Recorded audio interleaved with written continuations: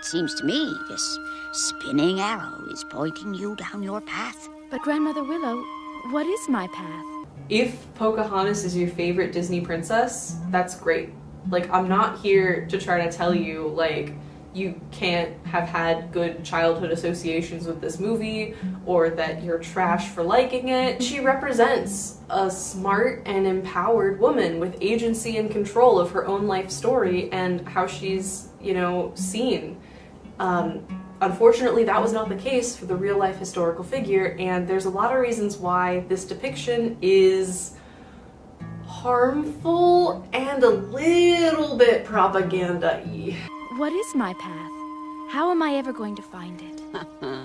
Your mother asked me the very same question. She did?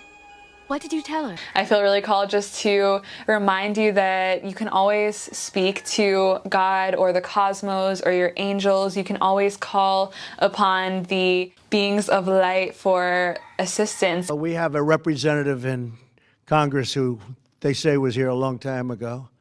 They call her Pocahontas. But you know what?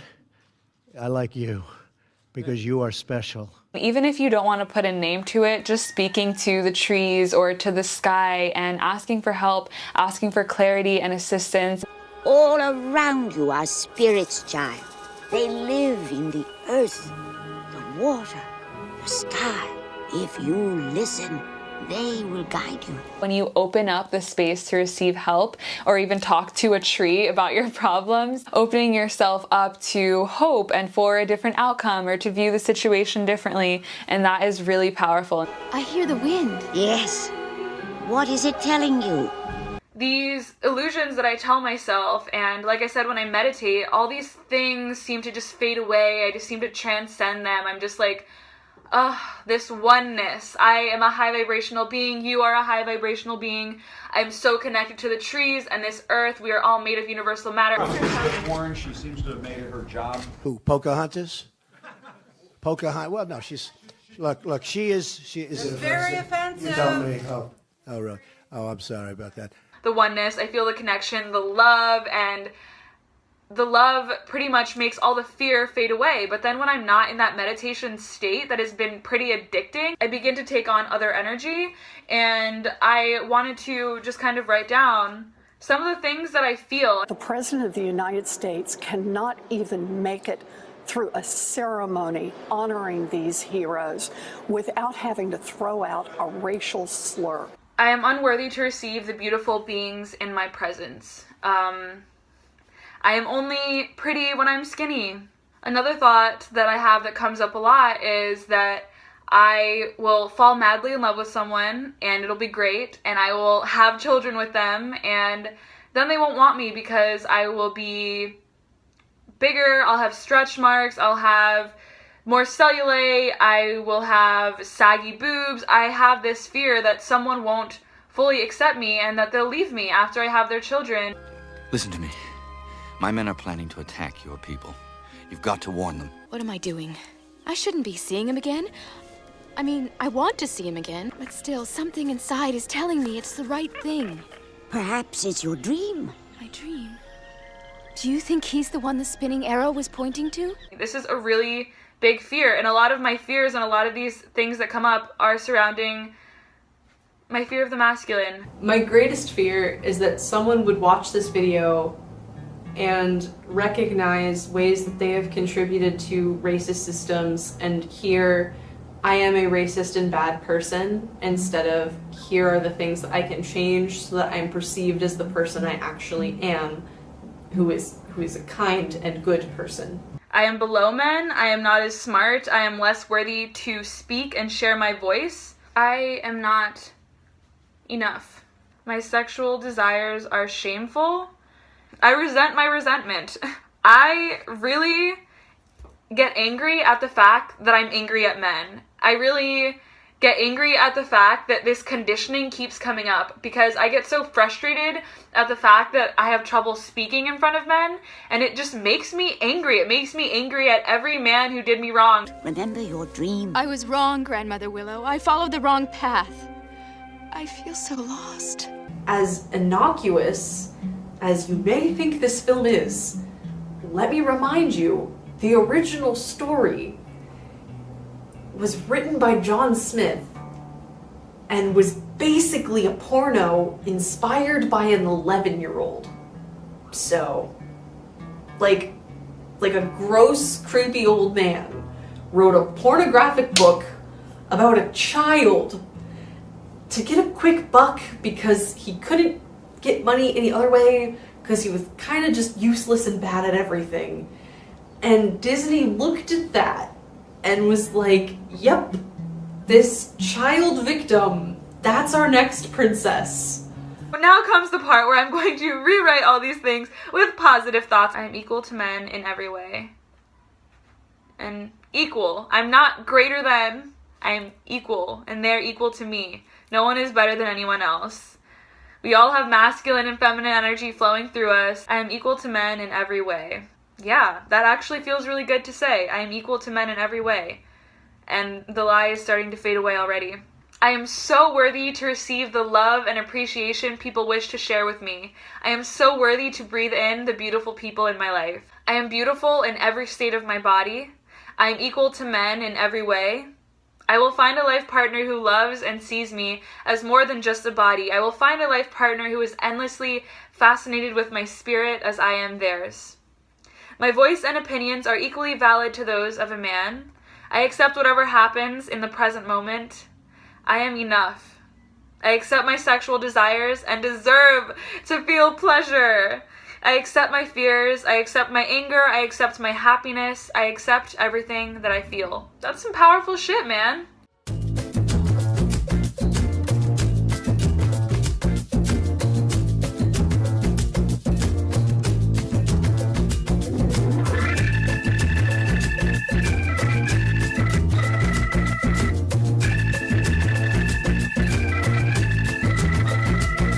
Girl with black hair, you're the most beautiful thing I've ever seen. And I need to see you again. Thank you. So sweet.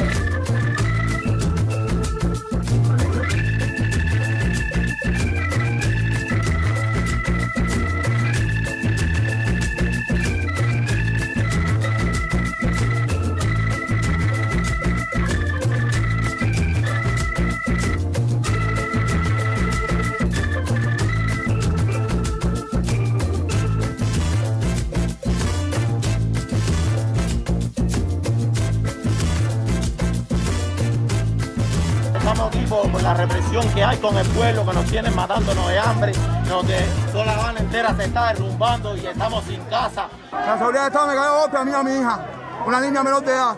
Nos cayeron a golpe porque veníamos caminando por la calle. The current president, Miguel Díaz-Canel, called on all revolutionaries and communists to stage counter-protests. He visited a small town southwest of Havana, where he lashed out at what he said was US interference.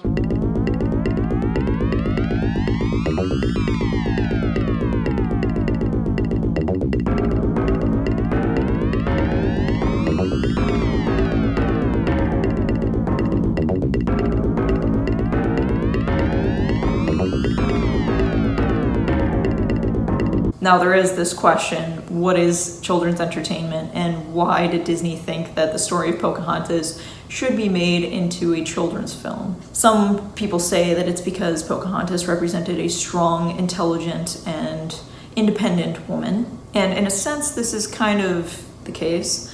However, she relies on this guidance from Grandmother Willow, who in actuality, I mean, we live in a world where no, you can't talk to trees. Trees won't give you advice. She was just talking to herself and coming to these conclusions that she already felt herself, reaffirming what she already believed. There's a sense in which it's actually really good to get people's advice. And I wanted to juxtapose the story of Hitomi with the story of Pocahontas. Hitomi is somebody who likes to spend a lot of time in nature, and she talks to nature. She really feels that she has a connection to the earth, and this is part of her spirituality, part of her meditation, ultimately part of her religion. She has taken bits and pieces from Hindu and Buddhist traditions and incorporated them into a kind of animist meditation that she talks about on her YouTube channel and has influenced, I think, quite a few young women.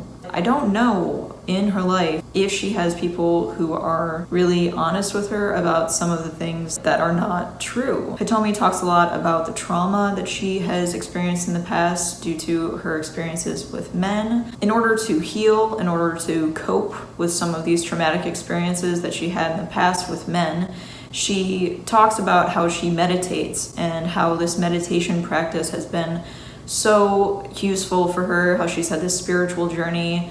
And there's something to be said about the fact that if you go through a spiritual journey and you aren't getting feedback from people that might change your mind, that might make you question things, you might be leading yourself down a path of delusion after delusion after delusion until you're just living in this kind of fantasy world. Hitomi is obviously a beautiful woman. She's worked as a model, and part of her career has just been based on her looks, has been based on her appearance. People who watch her YouTube videos get to see how this has impacted her spiritually, mentally, emotionally, that she tends to put all of her worth on her body, and she's always struggling against this to find out what her meaning is and to find people who value her for something other than her looks. However, when you do look this way and when you are a model, you are prone to being surrounded by people who are only interested in you because of how you look. I think she's surrounded herself with people who also believe the same kind of meditation, the same kind of practices that she engages in, and they don't question or they don't point out to her how these things are strange. Another practice that Hitomi talks about is journaling. I think it's the same issue as talking to the sky or talking to the trees or being out in nature, just swimming in a river.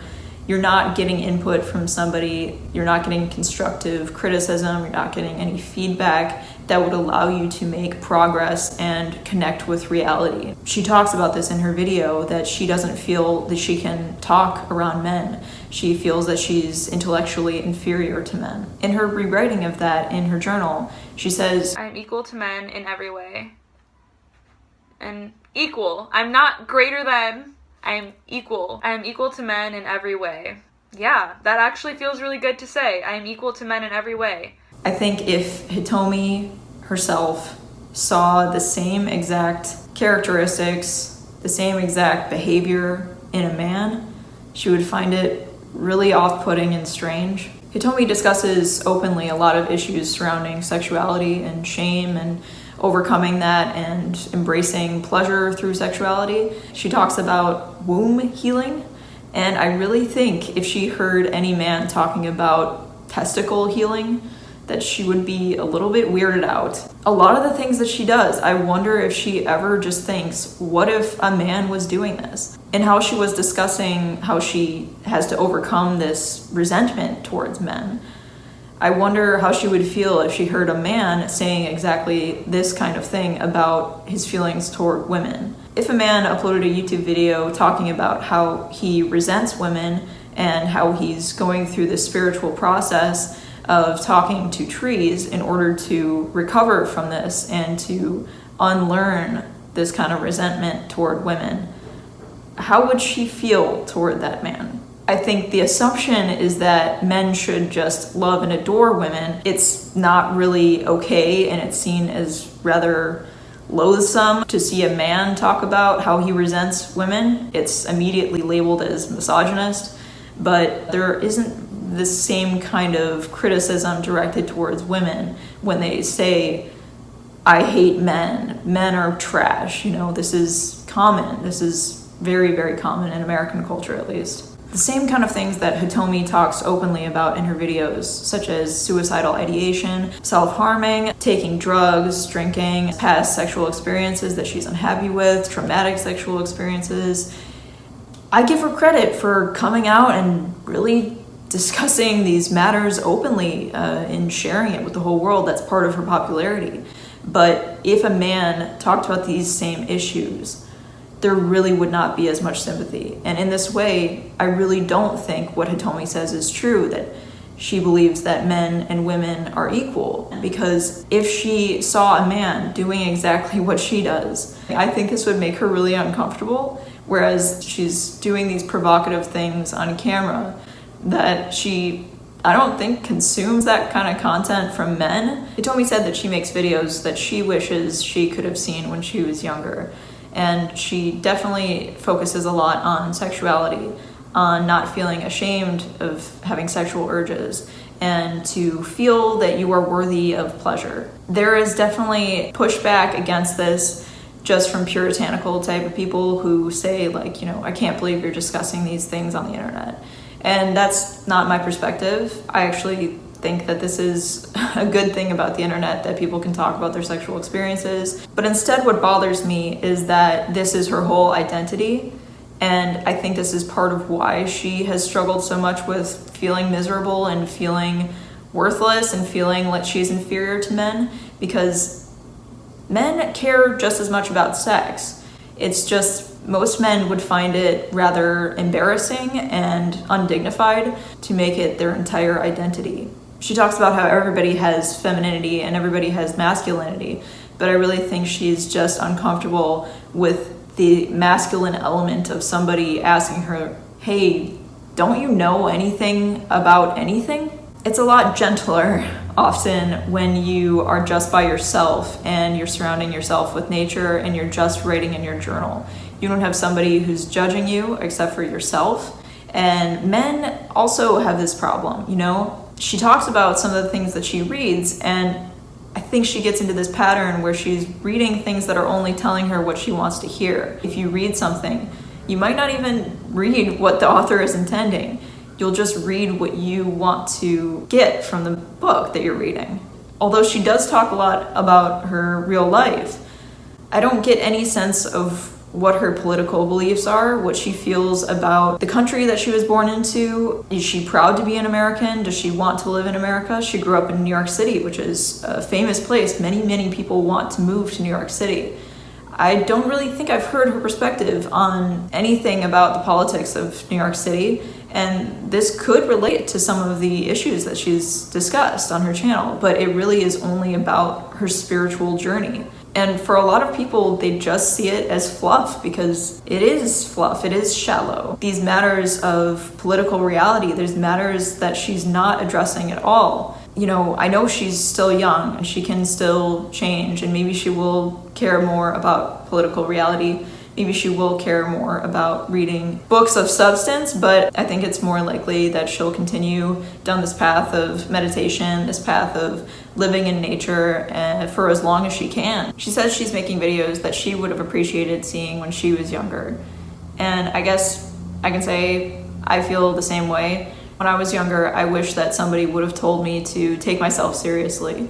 Not only to understand myself, yes, there's a certain amount of self-reflection, self-examination that's really important and really crucial, but also to question yourself and your beliefs. Part of that is also reading something that is going to challenge you, independent reading and research on your own, reading books, but also questioning the books that you're reading, questioning the author, their intent, and what they're actually saying, not just be an unquestioning reader when you're taking in information.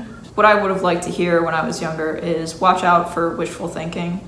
And in this era, when you can find anything on the internet, you can find anybody who's agreeing with you, it's really hard to know when you're surrounding yourself with people who are just telling you what you want to hear. One important clue: if somebody never challenges you, if they are only flattering to you, that's probably a sign that they are not going to help you change as a person. I think right now in Western society, there is a tendency to think of friendship in this way, that friendship is only between people who are just going to flatter you and not criticize you and not push you on certain issues. Is friendship just about flattery? Is it just about finding people who will build you up and tell you what a great person you are? Or is there a certain element to friendship of challenging somebody and offering them constructive criticism? Not being harsh or mean for no good reason, no, but being helpful to somebody. Sometimes you really do need to tell them the reality. Sometimes you really do need to tell them the truth. A common phrase that I've heard in meditation and yoga is, this thought isn't serving me, right? Like the whole world is just structured in a way that people are supposed to serve you. Everybody is your servant. Your thoughts are your servant. This is kind of how Hitomi sees her life, I think. Like, she's only connecting and only holding on to things that will serve her. I can't say it's totally bad to try to get rid of thoughts that don't help you, thoughts that are just hurtful to yourself. You know, I experience it too, where I just feel very negatively about myself and I'm extremely hard on myself. Sometimes I feel ashamed about things that I shouldn't feel ashamed about. But in the past, I have felt ashamed about things that I should have felt ashamed about. When you experience inhibition in your life, when you feel like you shouldn't do something, that might also be telling you something. If your whole life is about overcoming this shame, overcoming this embarrassment, maybe you kind of lose that direction, maybe you lose that path, or you just become so committed to living a life that is actually really embarrassing. But when you surround yourself with people who are just saying yes and flattering you, when you just talk to yourself and tell yourself what you want to hear, you can't make progress. You just stay the same, or maybe you even get deeper and deeper into your own delusions.